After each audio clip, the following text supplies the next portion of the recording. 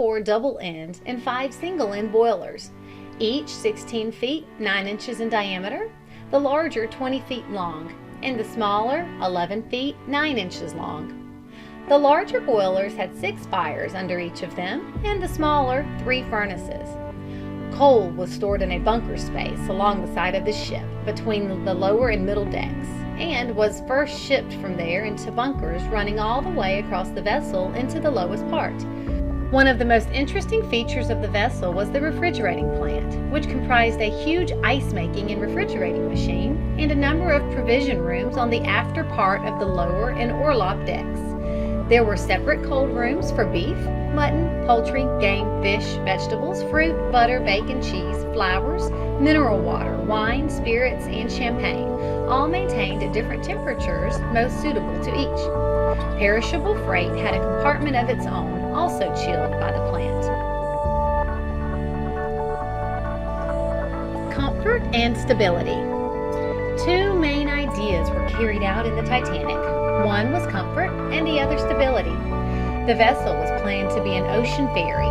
She was to have only a speed of 21 knots, far below that of some other modern vessels, but she was planned to make that speed blow high or blow low, so that if she left one side of the ocean at a given time, she could be relied on to reach the other side at almost a certain minute of a certain hour.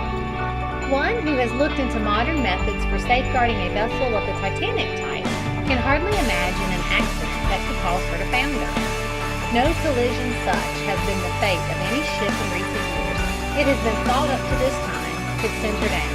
Nor could running against an iceberg do it unless such an accident were coupled with the remotely possible blowing out of a boiler.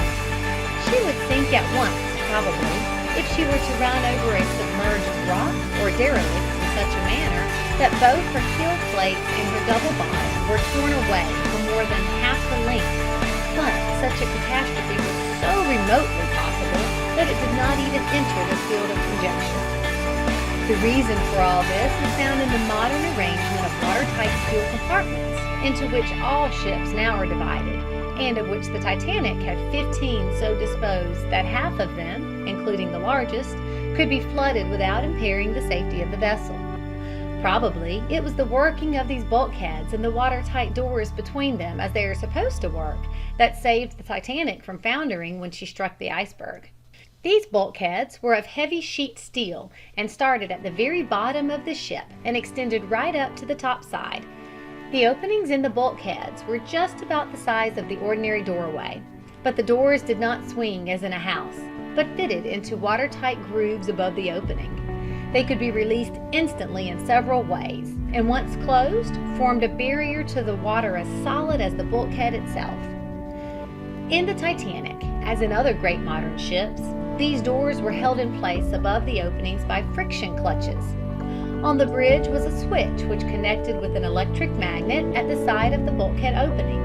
The turning of the switch caused the magnet to draw down a heavy weight which instantly released the friction clutch and allowed the door to fall or slide down over the opening in a second. If, however, through accident, the bridge switch was rendered useless, the doors would close automatically in a few seconds. This was arranged by means of large metal floats at the sides of doorways, which rested just above the level of the double bottom, and as water entered the compartments, these floats would rise to it and directly release the clutch holding the door open. These clutches could also be released by hand. It was said of the Titanic that liner compartments could be flooded as far back or as far forward as the engine room, and she would float, though she might take on a heavy lift or settle considerably at one end. To provide against such an accident as she is said to have encountered, she had set back a good distance from the bows an extra heavy cross partition known as the collision bulkhead, which would prevent water getting in amidship, even though a good part of her bow should be torn away. What a ship can stand and still float was shown a few years ago when the Suez of the White Star Line went on the rocks of the British coast.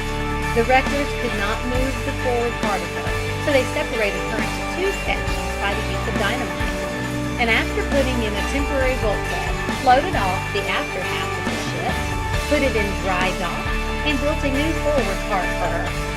More recently, the battleship Maine, or what was left of her, was floated out to sea and kept on top of the water by her watertight compartments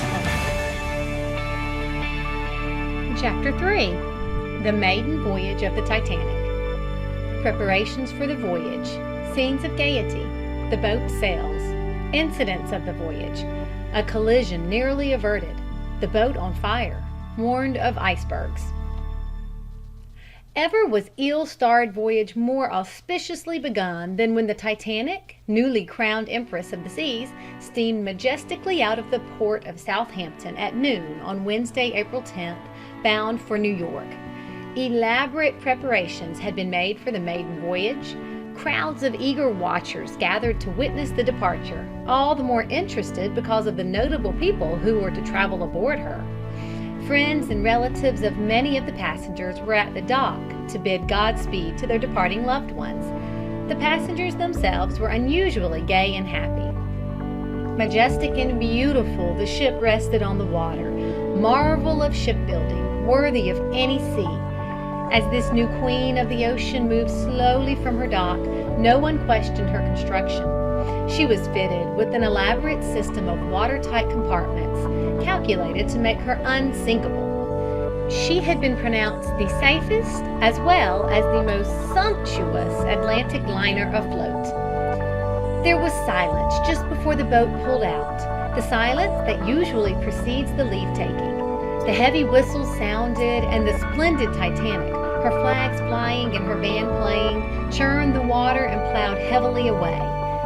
Then the Titanic, with the people on board waving handkerchiefs and shouting goodbyes that could be heard only as a buzzing murmur on shore, rode away on the ocean, proudly, majestically, her head up, and, so it seemed,